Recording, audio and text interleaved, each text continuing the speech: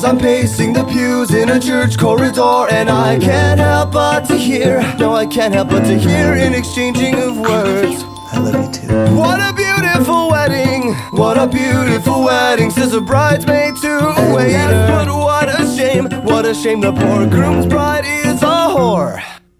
I chime in with a haven't you people ever heard of closing a goddamn door? No, it's much better to face these kinds of things with a sense of poison rationality. I chime in, haven't you people ever heard of closing a goddamn door? No, much better to face these kinds of things with a sense of, well, in fact, well, I'll look at it this way. I mean, technically our marriage is saved.